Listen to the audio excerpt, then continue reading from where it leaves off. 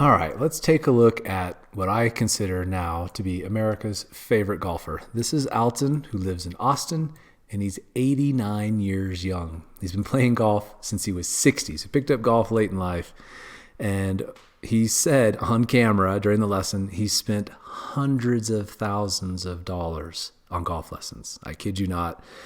And here's where he is in his career at 89 years young. Like so many golfers out there, he kind of resolved the fact, I'm never going to be able to swing like a pro. I'm never going to have any power. But of course, anybody looking at this is going to realize there's some pretty obvious glaring things that are going on that are going to cost you power. You can see as he comes down, obviously on the backswing, he moves way off the ball, shoulders really flat. And this is a predominant trait of his. And then as he comes down, he runs out of stuff to hit with. So he gets into this. See how the right wrist fully released already, left wrist starting to flip a little bit. You can see it really clearly from the down the line view. There's the flip slap here. There's no speed, there's no power. And you can see that both butt cheeks are not visible here. He's not turned his hips at all. They're basically dead square. Shoulders are square, rib cage is square, core is square, shoulders are shut, and he's just not got any rotation in here. And so you're wondering, at 89 years old, what do you teach this guy how to rotate? Do you teach him, just to kind of swing with his arms? What can an 89-year-old golfer do? Well, let's take a quick look. So, working with him, here's where we got on the way down. Now, notice how he's got something to hit with. So before he was swinging over the top, and now you can start to see that old left butt cheek starting to poke out here. If we compare the two, where he was before and where he is now, it's pretty darn awesome. So now, look at the difference in everything. Posture, spine angle, hip rotation, club path, club position. Notice now his hip is much deeper. You can actually see just starting the belt here past the center belt loop, so he's got rotation here, which is going to give him speed, because without rotation, you got to start releasing everything early. Notice how his right shoulder is releasing very late in the swing. He's still got leverage. Look at his right wrist. It's still arched back at this point, which we need. The right arm is still bent. This can't happen without rotation, but so many golfers think that they can't hit the ball any further, and they don't realize they're just running out of steam by the time they get to the ball. You can see his right wrist is already fully released here, getting the deviation. He's going to have to flip and scoop. Left wrist is in the same spot. So now we're just in trouble, and of course there's nothing left to hit with. You have to turn. So now let's take a look at how we got this 89-year-old golfer to start moving like a pro. Watch his hips now.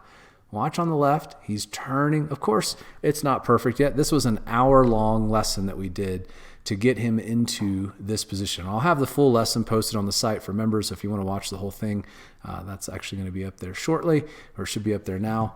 But the big difference is, or the big thing I want you to take away from this is, when you're 89 years old, you can still move like a pro. Look at the difference in his posture. Look at his impact position. Look at his spine angle. Look how much lower his head is now versus where it was over here. This is all caused by rotation from your pelvis, from your core, and using everything in your body to respond to that. You don't turn your shoulders.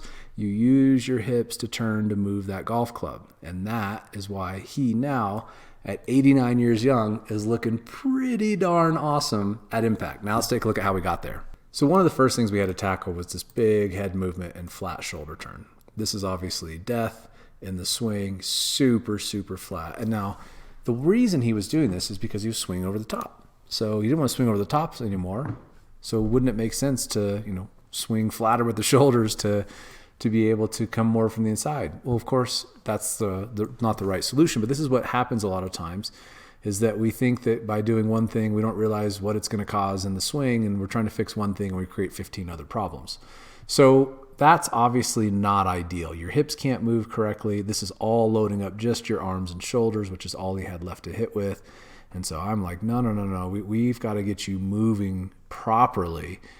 And so on the right here, notice now that he can stay really centered. An 89-year-old in really, really great shape, great flexibility, but he didn't know how to turn.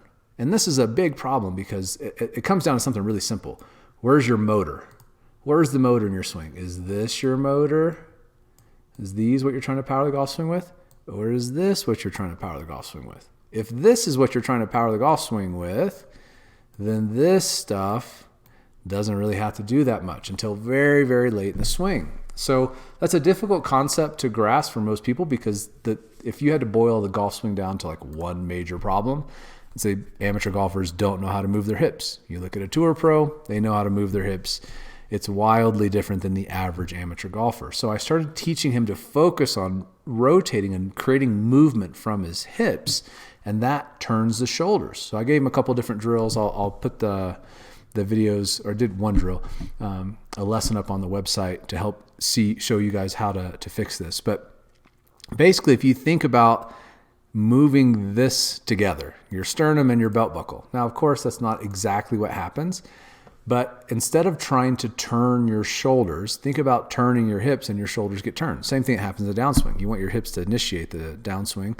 So if they feel like they start the backswing, then they have a head start to start the downswing. Now, of course, the club, your shoulders, your arms, everything's moving a little bit before they do to a very, very slight degree. But when you realize, stop looking at high-speed video all the time because that really distorts the image of what's really happening in the golf swing. And so people start doing things that they think that trying to squat like Tiger Woods does, that happens so fast and as a result of moving correctly, not something you can try and squat and then turn. It'll never, ever work. So focusing on turning your hips first in the swing to turn creates a wildly different position at the top. Instead of thinking, okay, I'm going to turn my shoulders and arms and load up this left shoulder girdle here, and then that's going to give me something to pull down really hard with and turn my shoulders hard. But of course he runs out of steam, right? And that's why he gets into this flip because he's got nothing else to move the club. There's only so much your arms and shoulders can do. And we want them to work, but really, really late. So the first thing we did was teach him how to stay centered over the ball. That is extremely important. So as we were working on this, there were obviously a bunch of things that we had to tackle in a short period of time. So there's only so much that we can do in that kind of time. So I'm trying to get like the big payoff stuff for him so that when he goes home, he can go out and have some power again in his swing. So this swing on the right was the original swing. And here's where we were working on getting him to rotate. And now you'll see, notice just subtle differences. First of all, notice his right knee. Do you see the difference? This right knee is not moving at all. And it's pointing kind of out the ball. And this one is starting to work to point this way.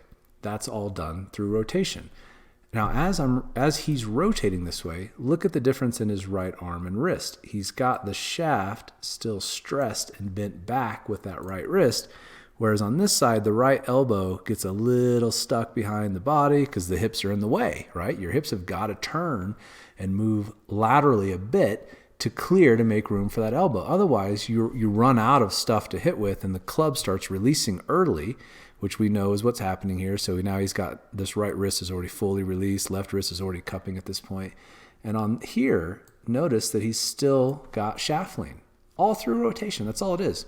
It's just understanding how to rotate correctly. And so then when he gets down into actually striking the bag in this case, we were working on the rotation. I wanted him to start focusing on using his body to hit that ball. And of course the club's going to release. We want it to release, but you can see a massive difference in the right arm. Notice that you can actually see some of his pant leg over here.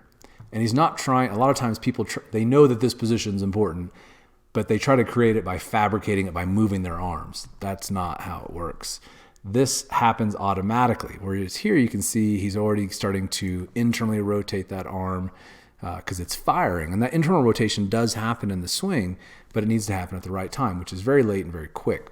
But when you start running out of stuff to hit with, you're going to start internally rotating, pronating this shoulder, and that's going to cause you to start releasing everything, but it happens too soon. So now as we get into impact, you can see here, he's actually still got some shaft lean. He's still got some bow in that left wrist.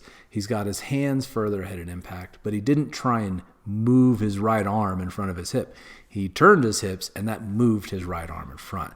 So that's really what you've got to understand about what you're really doing in the swing is that if you don't rotate, and you can replace rotation with arm movement, of course. It's always up to you. How much arm movement do you want versus how much rotation do you want in your swing? But when you look at the best players in the world, with especially the most powerful ball strikers, there's no question that rotation is a fundamental part of their swing. Watch Tiger's pelvis here. Rotate, rotate, rotate. You can already see both butt cheeks, and that is what you would typically epitomize as the Tour Pro impact position.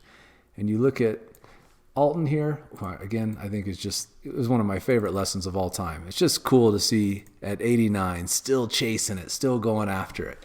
But now he looks like a golfer. I mean, look at him compared to Tiger. Of course, it's not perfect, but man, is it better. And he felt so much more powerful. You'll hear him talk about that in the lessons if you watch that on the site. He started to feel good again, started feeling athletic again.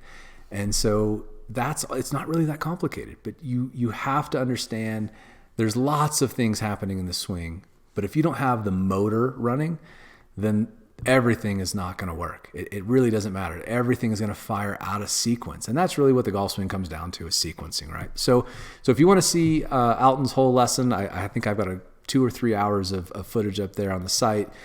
There's a lot of information in there, but it's a lot of stuff for you guys to chew on to help you start getting your body to move, because you can't fake it. You can't get into this position that Tiger's in at impact without pelvic rotation. It just will not happen. So if you want to swing like a pro, and Alton's showing even at 89 years young, you can still move like some of the best players in the world.